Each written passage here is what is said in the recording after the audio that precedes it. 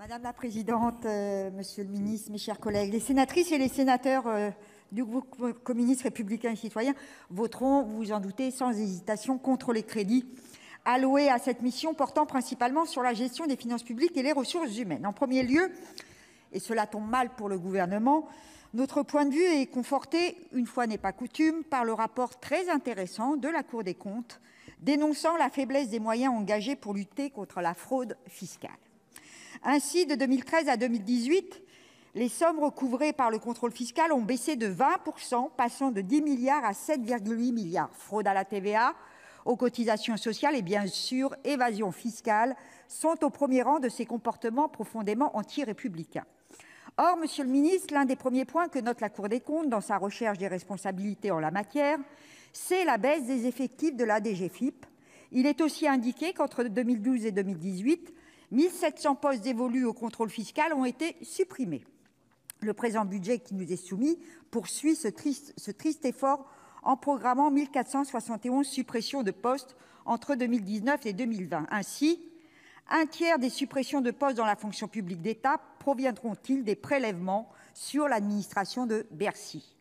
Alors que le mouvement social des Gilets jaunes a porté une exigence de justice fiscale largement partagée par une très large majorité de l'opinion publique, vous baissez la garde, malgré vos propos enjôleurs, face aux principaux artisans de cette fraude fiscale massive, les plus riches et les entreprises, les grandes entreprises, j'entends.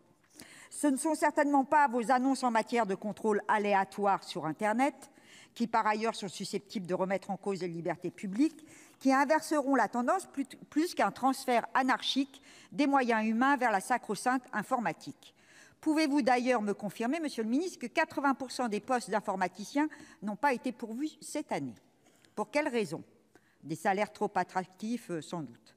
Aussi apprend-on à l'occasion de la sortie de ce rapport que le Comité national de lutte contre la fraude fiscale ne se réunit plus et que le poste de délégué national à la lutte contre la fraude est toujours vacant. Pouvez-vous nous confirmer ce fait, monsieur le ministre? Tout comme vous avez abandonné la création d'un observatoire de la fraude fiscale que vous aviez annoncé à grand renfort de publicité. Nos concitoyens et nos concitoyennes que vous pressez toujours et encore, la réforme de la retraite annoncée dont M. Darmanin affirme un tantinet martial et présomptueux qu'elle se fera, ne supportent plus l'impunité fiscale, 80 milliards d'euros d'évasion fiscale face à 7,8 milliards de déficit de la sécurité sociale, par exemple, et exigent des résultats que vous êtes bien incapables de leur donner. En second lieu, l'autre versant des crédits alloués à cette mission, c'est que monsieur le rapporteur appelle prudemment la réorganisation du réseau territorial de la DGFiP. En un mot, la réorganisation, fermeture des trésoreries. Vous indiquez toujours prudemment que cela ne se fera pas sans accroc.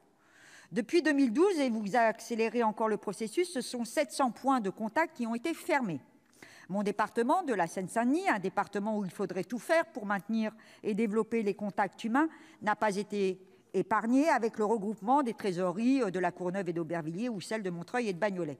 Mon ami Jean-Paul Dufrègne, à l'Assemblée, signalait lors de l'examen de ces crédits que dans son département, 9 trésoreries sur 11 devaient être supprimées. Ce chiffre est symbolique de ce qui se passe sur l'ensemble du territoire français. La dématérialisation, qui est l'un des mots sacrés de votre start-up, laisse sur les côtés les plus fragiles. Miser sur le tout informatique est un facteur puissant de déshumanisation et à la clé d'injustice et d'inégalité devant l'impôt, alors que le Défenseur des droits rappelait en janvier qu'il fallait respecter en la matière les principes fondateurs d'un service public, adaptabilité, continuité et égalité. Actuellement, 460 maisons de service public qui regroupent en bras dans l'offre comprennent des agents de la DGFiP. Vous aviez annoncé la création de 2000 maisons de ce type d'ici la fin du quinquennat. Comment allez-vous faire en réduisant drastiquement le nombre d'agents? Cette hémorragie participe grandement à la désertification des territoires ruraux, mais aussi à la fragmentation sociale dans les quartiers populaires. Monsieur le ministre, il faut stopper cette politique dictée par vos dogmes libéraux pour permettre d'accompagner la population, mais aussi, comme je l'indiquais, pour engager une lutte résolue contre la fraude fiscale, véritable poison social qui caractérise si bien les inégalités qui frappent notre société. Je vous remercie.